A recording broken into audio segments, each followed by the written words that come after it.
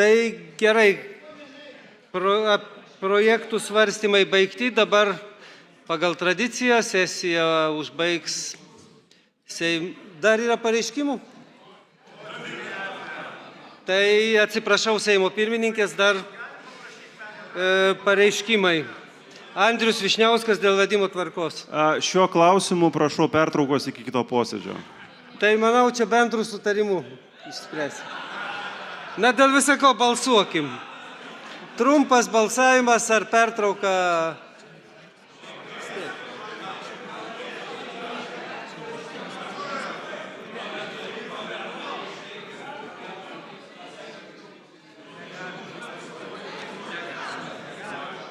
Tai...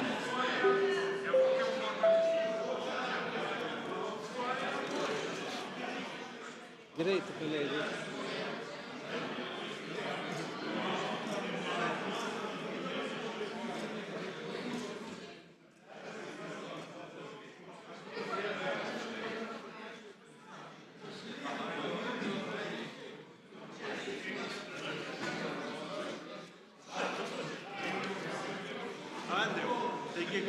Galėsit Seimo sesiją pradėti. Už 63, prieš 13, susilaikė 14, labai aiškus balsavimas.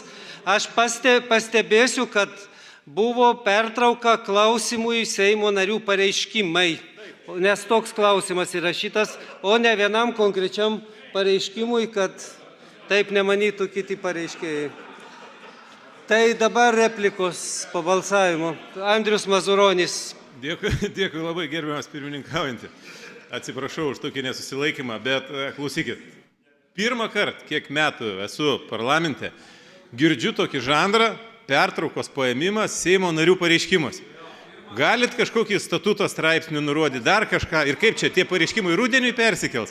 Ir labai svarbiausias klausimas, ar tokią praktiką galėsim taikyti ir ateityje, jeigu jau dabar padarom šitą. Pareiškimam užsirašo ne tik tie Seimo nariai, pareiškimam užsirašo ir iš tos pusės Seimo nariai kartais, kurių mes irgi ne visada norim klausyti. Tai ar čia dabar tai bus ateityje ir kuo remintis, čia tas dalykas vyksta, fokusas kažkoks. Gal gerbiamas pirmininkas, gal Violetos paklauskit ar kažko, stebuklai, nėra tai buvę. Seimo narių pareiškimuose pertrauka iki kito posėdžio. Aš tikrai neprisimenu, kad taip yra buvę, bet kažkas būna pirmą kartą visada. Tai jūs pats šitoj daly atidarėt pareiškimų šitą pertraukų žanrą. Tai aš kaip suprantu ir ateityje dabar tas galios visą laiką visiems Seimam į ateitį. Seimo narių pareiškimuose galėsim po 2 pertraukas imti, taip? Kaip statute numatyta, 2 pertraukos. Tai bus, jeigu etikos komisija neišaiškins kitaip. Klausykit, gerbiamas Jurgi, aš suprantu, jeigu tai padarytų, nežinau, bet kai jūs tokį abrakadabrą darot, nepykit, atostogos matyti jau prasidėjo anksčiau laiko. Man keblu neduoti balsuoti pertraukos prašantiem, tą visada darau. Tai Robertas Šarknickas replika. Ko gero reikės Seimo statutą tvarkyti ir tiek. Ir šiandien jūs parodėte, kas yra žodžio laisvė. Atėmėte teisę Seimo nariams daryti pareiškimus. Štai jūsų ir laisvė. Dainius Kepenis. Mes dabar jau žinome, kad kitą kartą tik tai rinksimės rudenį.